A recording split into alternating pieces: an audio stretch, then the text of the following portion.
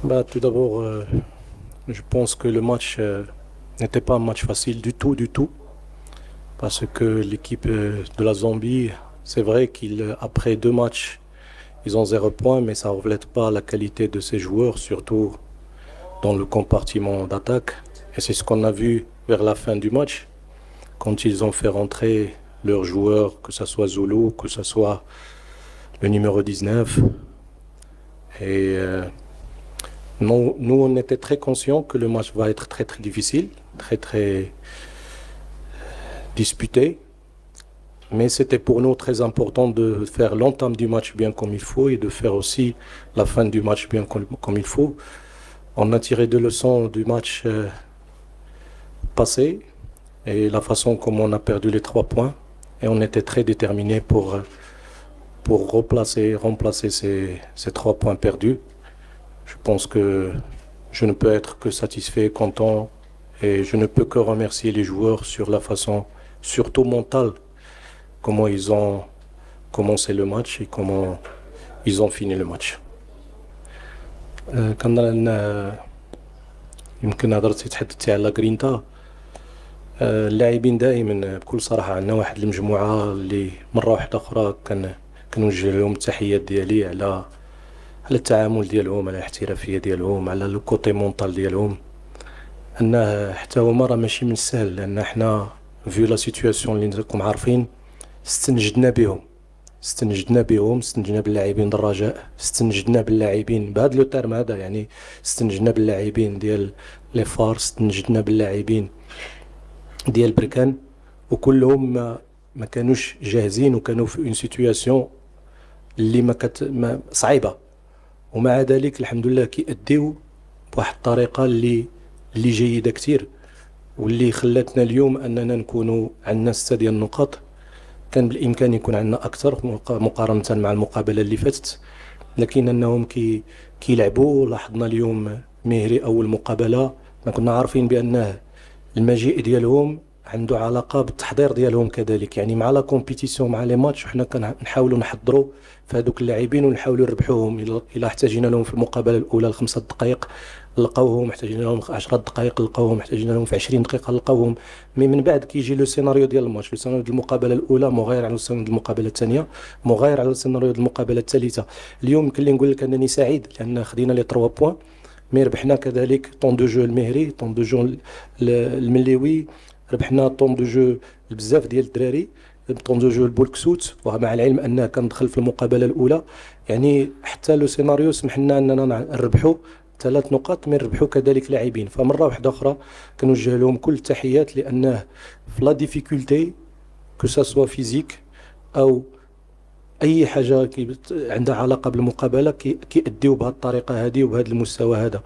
فتحيه لهم. ومن ناحيه سور لو بلان بسيكولوجيك، سور لو بلان مونطال، كنظن انه راك ماشي من السهل اننا نلعبوا مقابله ضد واحد الفريق اللي منهزم، مقابله انترناسيونال، ماشي مقابله يعني اي مقابله. فمنتخب اللي يكون منهزم 2 ديال المقابلات، ولاحظنا بان المقابله الاخيره ضد المنتخب الانغولي حتى الدقيقه على ما كان 82 وقيله او 80 هما اللي منتصرين بواحد الزيرو. يعني لا كاليتي ديالهم ما كترفليكتيش، الغفلات با النتائج اللي محصلين عليها.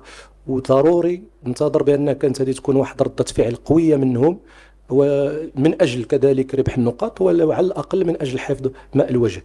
فالمقابله الا كانت مشات بهذه الطريقه، فلان اللاعبين بالاصرار ديالهم، بالعزيمه ديالهم، بلا ديسيبلين تكنيك بلا ديسيبلين تكتيك ديالهم، بلا كاليتي تكنيك انديفيدويال ديالهم، الا جعلتنا نشوفوا كره جميله ونشوفوا محاولات كان بامكاننا نسجلوا بكثير ديال الاهداف، ولاني ما توفقناش فيها. مي كنظن على انه الهدف اللي تلقينا جا في وقت ماشي جيد، وجا في وقت اللي كان يمكننا نتفاداو الهدف بواحد الطريقه. خدينا هدف بواحد الطريقه بكل صراحه ساذجه شويه، وفيق الخصم، جعلنا اننا ندخلوا عاوتاني نفكروا في تعديل التموقع ديال اللاعبين. درنا تغييرات، غيرنا الطريقه ديال اللعب من 4-2-3-1 ل 4-4-2. دخلنا مفيد وكان مور بولكسوت، مع العلم انهم الاثنين هما دي لاتيرو، ولكن قدينا الامور وكانت الامور صعبه، ما كانتش الامور سهله لولا في وقت من الاوقات التجربه مره واحده اخرى ديال اللاعبين، لا لوسيديتي ديالهم، الاحتفاظ ديالهم على لي سونتيمون ديالهم وعلى المشاعر ديالهم، جعلتنا من بعد اننا نخفوا شويه الضغط ديال الفريق الخصم اللي كنا عطيناه داك الهدف اللي كان فيقو.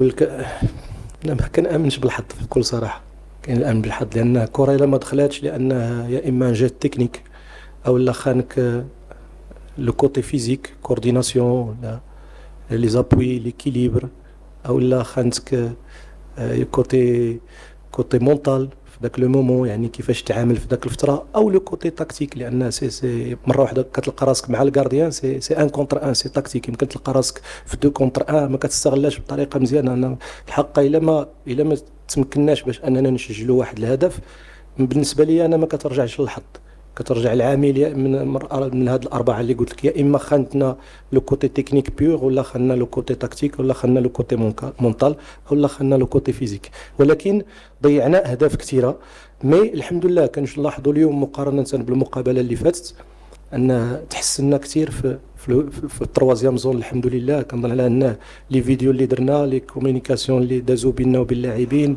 الوعي ديال اللاعبين، الذكاء كذلك ديالهم، جعلنا نخطوا واحد الخطوات كبيره في لا زون 3. وشفنا اليوم الحمد لله كانوا محاولات من الجانب الايمن من الجانب الايسر، كذلك توازن من الجانبين بجوج، كانوا دي سونتر اللي كانوا دونجورو مقارنه مع لي سونتر اللي كانوا في المقابله اللي فاتت. فهذا الشيء هذا كامل في واحد الوقت وجيز، مره واحده اخرى مشكورين عليه اللاعبين. think that for the last game it's gonna not be an easy game for us against RDC. They have 3 points, and for us it's very simple. We must play to win another 3 points, and waiting for the game for the Kenya, what Kenya gonna do. But for us the last game is a very, very, very important game, and we must be clever. Now I think that the game against RDC starts now after finishing this game. The players have the right to enjoy the 3 points this night, but they must sleep early and recover.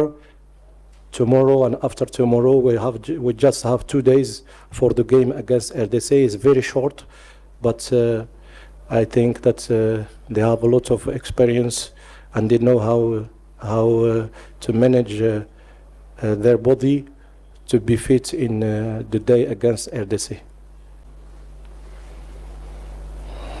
I think that I am not the one who can say exactly what is the positive point about Kenya and Zambia. The coach of the team have a better idea than me. But what I can say that Kenya is a very solid group with a lot of mentality, with a lot of defensive technique, and they play very compact, and they play with a low block, and they are strong when they play like this. Zambia, I think you see today a lot of quality in the attack, but I think that when we score against them, they have a problem with the confidence, and that comes because of the 2 results for the last 2 games. But you see the team after making the goal is another team with a lot of motivation, with a lot of drive to go in front and to score a second goal. I think every game in Shan is not easy. Not easy. You play. I think one of our quality that we respect every opponent. Tout d'abord pour Ashraf, il mérite largement et logiquement le ballon d'or, tout simplement. Je l'ai côtoyé, je l'ai côtoyé pendant les JO. C'est un joueur hors pair. Il a des qualités énormes. mais il a aussi des valeurs énormes en tant que personne. Et c'est ce qui fait sa qualité, et c'est exactement ça ce qui se reflète sur le terrain. Et je pense que les 4 dernières années, les 5 dernières années, il est régulier aussi avec un niveau très très élevé. Je pense que c'est une fierté pour nous, c'est une fierté pour le football marocain. Pour moi, il mérite largement le ballon d'or. La première question, je pense que, si vous me rappelez, s'il vous plaît, l'attitude, ouais. Mais je pense que l'adaptation, au départ, on avait un problème avec l'état du pays, avec l'atmosphère, avec l'attitude. Et je pense qu'après 5 jours, 6 jours, on a commencé à s'adapter, on est devenu encore mieux et mieux. Je pense que ce facteur, on l'a déjà passé.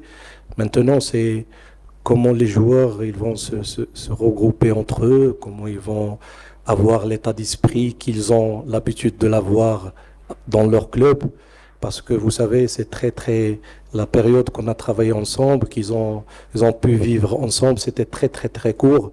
Mais chaque jour, Dieu merci, on sent que c'est beaucoup mieux, beaucoup mieux. Je me rappelle le premier match qu'on a gagné dans le vestiaire, c'était ici c'est comme si on avait perdu. Mais là, j'étais très, très content. Il y avait de la musique, il y avait un groupe comme l'état que les joueurs ont dans leur club après une victoire. Je pense que chaque jour, il passe pour nous. On gagne dans cette homogénéité, dans cet état d'esprit et dans cette solidarité. Et je suis très content pour ça.